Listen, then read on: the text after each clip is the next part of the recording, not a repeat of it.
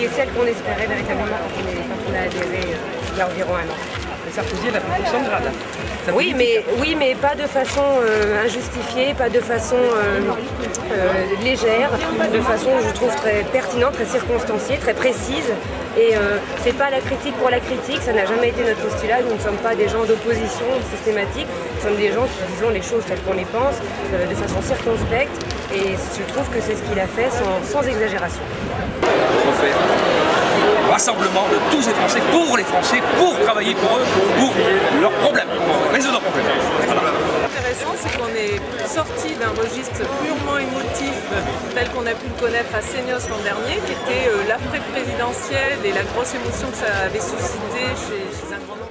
Sarkozy se fait applaudir par le PS avec le financement du RSA, qui est une mesure strictement injuste. Elle pèse sur les classes moyennes et les 300 000 foyers les plus fortunés du pays, eux, sont exonérés de cette taxe. Vous ne trouvez pas qu'il y a quelque chose qui ne va pas dans ce système? Et le PS applaudit. Pourquoi? Parce qu'ils ont entendu taxation du capital. Ils n'ont pas pensé que ce n'est pas le capital qui paie les impôts, c'est les petits épargnants.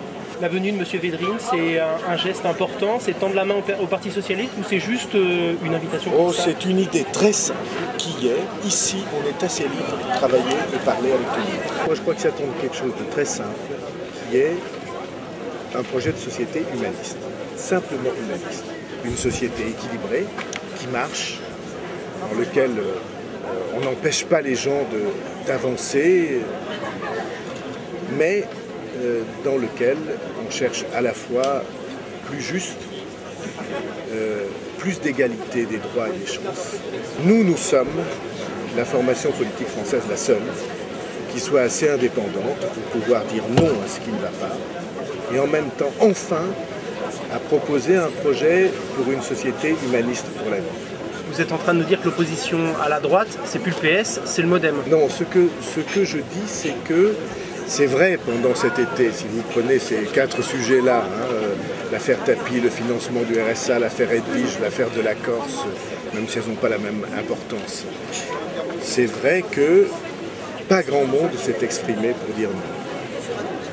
Et nous, on a cette liberté de parole.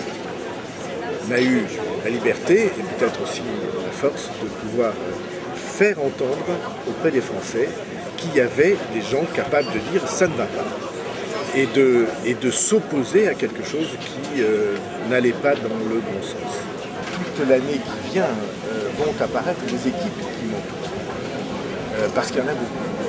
Vous savez, des gens qui attendaient qu'il y ait un responsable politique et un mouvement qui soit capable de cette force d'affirmation et de résistance. Il y en a beaucoup. Et je vais en effet les faire... Non, ils sont là, mais je vais les faire apparaître pour que vous les voyez. On a vu la semaine dernière un spectacle de division au Parti Socialiste. Ici, ça a l'air d'être plutôt l'unité.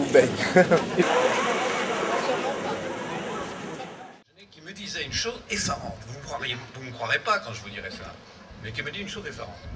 Il me dit, mais vous les journalistes quand même aujourd'hui, franchement, vous êtes d'un conformisme incroyable. Je lui dis, c'est pas totalement faux, mais pourquoi vous dites ça? Comment? Devant l'évolution du régime, ce pouvoir personnel monarchique, comment pouvez-vous ne pas réagir avec plus de force? J'ai bien entendu. Attendez, c'est un homme seul qui décide de tout, on n'a rien à faire, on doit attendre. On ne sait pas d'ailleurs ça va aller dans un sens ou un autre. Si on a fait des calculs pour aller dans un sens, il faut tout recommencer parce qu'il a décidé dans un autre sens. Il dit même si c'était un génie, et même si c'était un super ordinateur à lui tout seul, on n'est pas au XVIIIe siècle, on est au XXIe siècle. La complexité des décisions fait qu'un homme seul ne peut pas décider comme ça, l'humeur, etc.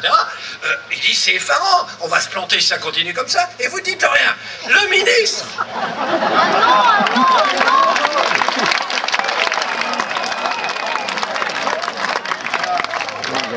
ça serait pas correct de vous dire son nom, mais simplement, je suis totalement convaincu que d'ici 1 ou 2 ans, il trouvera qu'il est de son intérêt de quitter la barque et qu'il le dira. Mais De la même façon, si vous saviez, et les journalistes, tous les journalistes peuvent en témoigner, ce que les dirigeants socialistes disent quand, en privé, il y a Madame Aubry dit qu'elle n'a jamais dit ce que François Bayrou lui fait dire. Autrement dit, Madame Aubry n'a jamais dit qu'elle avait voté pour François Bayrou au premier tour. Très bien. Pour vous dire la vérité, je n'ai aucune preuve de ça, si ce n'est la confiance que je fais à François Bayrou. Ben, moi, je n'ai pas de preuve. Personnellement, connaissant la haine que vous, Martine Aubry, à Ségolène Royal, j'aurais tendance à penser que c'est vrai, mais j'ai pas de preuve. Oui, mais attendez, moi, j'ai déjeuné avec deux très grandes tonalités du Parti Socialiste, non des moindres, qui m'ont dit qu'ils avaient voté François Bayrou au premier tour.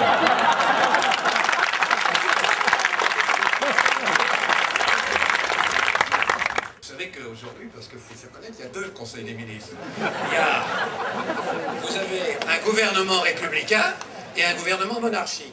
Le gouvernement républicain se réunit autour du Premier ministre, ce qui est normal, et le gouvernement monarchique autour du roi, ce qui est d'ailleurs aussi normal.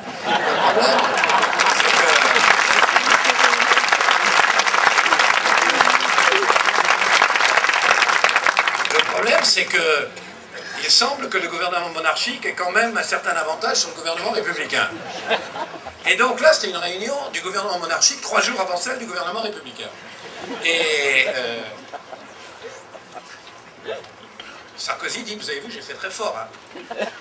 J'aurais fait un coup d'élite. Comme d'ailleurs, je l'avais fait pour la double peine.